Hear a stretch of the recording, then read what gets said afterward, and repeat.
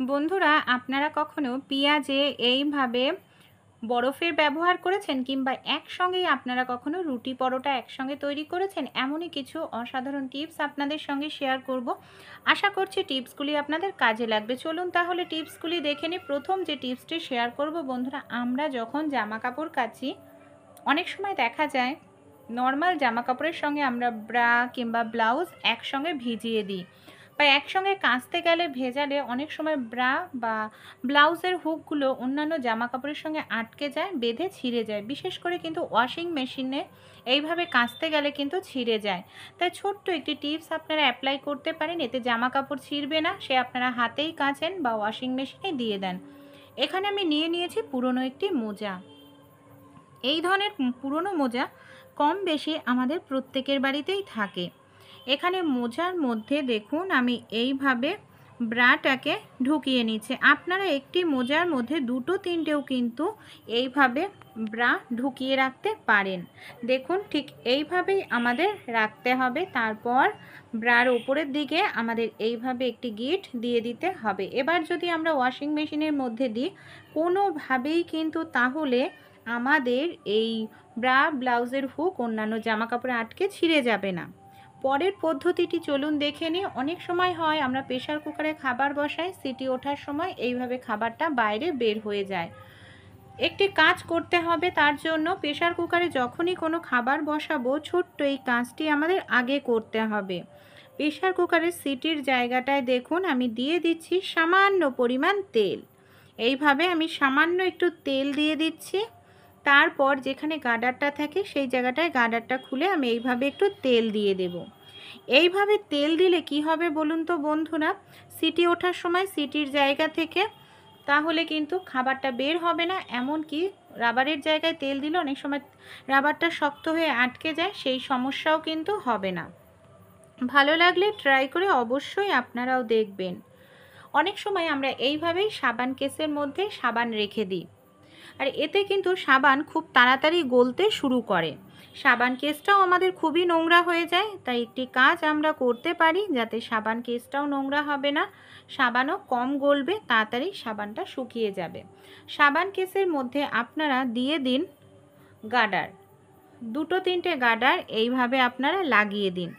এইভাবে দুটো তিনটে গার্ডার যদি লাগিয়ে নেওয়া যায়, তাহলে দেখবেন সাবান কেসের মধ্যে আপনাদের যে সাবানটা রাখবেন গার্ডারের ওপর থাকবে, খুব তাড়াতাড়ি হাওয়া বাতাস লেগে শুকাবে। সাবান কেসটাও আপনাদের কিন্তু কোনো রকম নোংরা হয়ে যাওয়ার সম্ভাবনা থাকবে না। এইভাবে কিন্তু আপনারা বাসন মাজার সাবানও রাখতে পারেন, এতে সাবানটা কম গলবে, সাবানের খরচাও কম হবে। এই ধরনের যে সবজিগুলো থাকে না, বিশেষ করে গাঁটি কচুর খোসা অনেক সময় ছাড়াতে গেলে আমাদের অনেকেরই হাত চুলকায়, বা আমরা ছুরি বটি দিয়ে কাটতে গেলে খোসার সঙ্গে বেশ কিছুটা গাঁটি কচু আমাদের নষ্ট হয়ে যায়। হাতের মধ্যে আপনারা এইভাবে পুরনো একটি মোজা পরে নিন, অবশ্যই পরিষ্কার মোজা নেবেন। তারপর মোজার সাহায্যে এইভাবে গাঁটি কচুটা যদি একটু ঘষতে থাকি, কত সহজে গাঁটি কচুর খোসাটা আমরা ছাড়িয়ে নিতে পারি। আর এইভাবে গাঁটি কচুটা পরিষ্কার করলে বন্ধুরা, তাহলে কিন্তু আমাদের হাত চুলকানোর কোনো রকম সম্ভাবনা থাকবে না। দেখুন কত সহজেই আমি এখানে এই কাজটি করে নিচ্ছি। ছোট্ট টিপস বন্ধুরা, আশা করছি টিপসটি আপনাদের কাজে লাগবে। এই পদ্ধতিতে কম সময়ের মধ্যেই আপনারা অনেকটা পরিমাণ গাঁটি কচু পরিষ্কার করে নিতে পারবেন, আপনাদের হাতও পরিষ্কার থাকবে। পরের যে টিপসটি শেয়ার করছি, এখানে আমি একটি পাত্র নিয়ে নিয়েছি, পাত্রের মধ্যে বেশ কিছুটা জল নিয়ে নিলাম। এবার এখানে আমি নিয়ে নিয়েছি পারফিউম, বেশ কিছুটা পারফিউম এখানে জলের মধ্যে স্প্রে করে দিলাম। এবার এই জলটাকে খুব ভালো করে মিশিয়ে নেব। কি কাজে আমরা ব্যবহার করব চলুন দেখে নিই। অনেক সময় দেখা যায় আমরা এই ধরনের জামা কাপড়গুলো যখন পরি, অবশ্যই তো পারফিউম ইউজ করি, কিন্তু বেশিক্ষণ পারফিউমের গন্ধ থাকে না। তাই একটি ছোট্ট কাজ আপনারা করতে পারেন।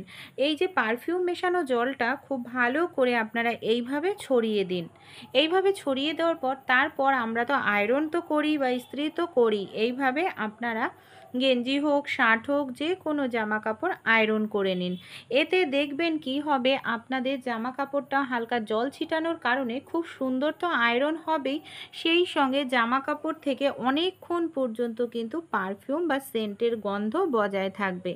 ভালো লেগে থাকলে অবশ্যই এই ছোট্ট টিপসটি অ্যাপ্লাই করতে ভুলবেন না। পরবর্তী যে টিপসটি শেয়ার করব, অনেক সময় কি হয় বন্ধুরা, আমরা একসঙ্গে হয়তো আমাদের পরোটা করতে হবে, কেউ পরোটা খেতে চায়, কেউ রুটি খেতে চায়।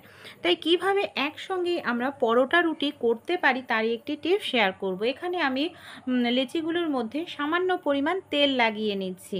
এইভাবে তেল লাগিয়ে একটার ওপর আরও একটি দিয়ে দেব। এইভাবে কি হবে, একটির ওপর আরও একটি দিলে বন্ধুরা অনেক সময় কি হয় বলুন তো, আমরা একসঙ্গে বেলতে গেলে না লেগে যায়। এইভাবে দেখুন 3টে আমি তেল লাগিয়ে নিয়েছি। এবার আমি বেলে আপনাদের দেখাবো। একসঙ্গে এইভাবে বেললে বন্ধুরা কখনোই আপনাদের একটি পরোটা বা একটি রুটির সঙ্গে গায়ে গায়ে লেগে যাবে না। আর এইভাবে বেললে আরও একটি যেটা সুবিধা হবে, একসঙ্গেই আমরা রুটি পরোটা তৈরি করে নিতে পারবো। হ্যাঁ, একসঙ্গে কিভাবে আমরা রুটি পরোটা তৈরি করব, চলুন সেই পদ্ধতিটা দেখে নিই। সবার প্রথমে ফ্রাই প্যানটা গরম করে নিলাম। ফ্রাই প্যানটা গরম করার পর এইভাবে ওলট পালট করে দুপাশ আমরা ভেজে নেব। তারপর সামান্য পরিমাণ আমি তেল দিয়ে দেব। সামান্য তেল দিলে দুপাশের যে অংশটা রয়েছে সেটা কিন্তু পরোটা তৈরি হবে, আর মাঝখানের যে অংশটা রয়েছে সেটা দিয়ে আমরা রুটি তৈরি করতে পারবো। আমরা অনেকেই আছি পরোটা খেতে পছন্দ করি না, তারা কিন্তু মাঝের অংশটাকে রুটি হিসাবে খেতে পারবেন, এমনকি দুপাশেরটাকে পরোটা। আর এইভাবে রুটি বানালেও বন্ধুরা খুব সুন্দর কিন্তু আপনাদের রুটি তৈরি হয়ে যায়। দেখুন কত সুন্দরভাবেই আমরা তৈরি করে নিলাম। এবার যে মাঝখানের অংশটা রয়েছে সেটাকে আমরা পরোটা মানে রুটি যেরকমভাবে সেঁকে নিই, সেইভাবে বন্ধুরা সেটাকে আমরা সেঁকে নিতে পারবো। দেখুন কত সুন্দরভাবে একই সঙ্গে আমাদের রুটি এমনকি পরোটা তৈরি হয়ে যাবে। চলুন তাহলে পরবর্তী টিপসটি দেখি। অনেক সময় দেখা যায় আমরা এই ধরনের ডাল এনে ঘরের মধ্যে রেখে দিই, বিশেষ করে এই যে মুগ ডাল। মুগ ডাল যদি আমরা ঘরের মধ্যে বেশ কিছুদিন রেখে দিই, দেখা যায় মুগ ডালের মধ্যে কিন্তু পোকা ধরে যায়, ভালো থাকে না। তাই মুগ ডালটা যাতে আমরা বছরের পর বছর রাখতে পারি, পোকা না ধরে, এর জন্য ছোট্ট একটি কাজ আপনারা করতে পারেন। দেখুন এখানে আমি গ্যাসের ওপর একটি কড়াই বসিয়ে দিয়েছি, মুগ ডালটাকে ঢেলে দিয়ে দিলাম। মুগ ডালটাকে হালকা এখানে আমরা হালকা করে একটু ভেজে নেব। হালকা করে যদি একটু ভেজে নেওয়া যায়, মুগ ডালটা সুন্দর মিষ্টি যখন গন্ধ বের হবে তখন গ্যাস বন্ধ করে দেবেন, ঠান্ডা করে কোনো কৌটোয় আপনারা ঢেলে রাখবেন। 1 মাস কেন, আপনারা 1 বছর রেখে দেন, তাও একটি মুগ ডালেও আপনাদের পোকা ধরবে না। পরবর্তী যে টিপসটি শেয়ার করব পেঁয়াজ নিয়ে। পেঁয়াজ আমরা রান্নাতে কম বেশি প্রত্যেকেই খেয়ে থাকি, কিন্তু অনেক সময় পেঁয়াজ কাটতে গেলে অনেকটা পরিমাণ চোখ আমাদের জ্বালা করে, জল পড়তে থাকে। তাই যতটা পরিমাণ আপনারা পেঁয়াজ কাটতে চান সেই পরিমাণ পেঁয়াজ আপনারা এইভাবে দেখুন কেটে মানে একটি পাত্রের মধ্যে নিয়ে নেবেন বন্ধুরা। তারপর যেটা করতে হবে, পাত্রের জলে এখানে আমি দিয়ে দিচ্ছি বেশ কিছুটা পরিমাণ বরফ। এইভাবে বরফ দিলে কি হবে, আপনাদের যে পেঁয়াজ আছে না, সেই পেঁয়াজটার যে রসটা সেটা কিন্তু জমাট বেঁধে যাবে। তারপর যদি আপনারা পেঁয়াজটাকে বন্ধুরা কাটেন বা খোসা ছাড়ান, দেখবেন বরফ জলে রাখার কারণে পেঁয়াজের খোসাটা খুব দ্রুত ছাড়ানো হয়ে যাবে, এমনকি আপনাদের চোখও জ্বালা করবে না, কারণ পেঁয়াজের রসটা আপনাদের একেবারে জমাট বেঁধে গেছে। খুব অল্প সময়ের মধ্যে অনেকটা পরিমাণ আপনারা পেঁয়াজ কেটেও নিতে পারবেন।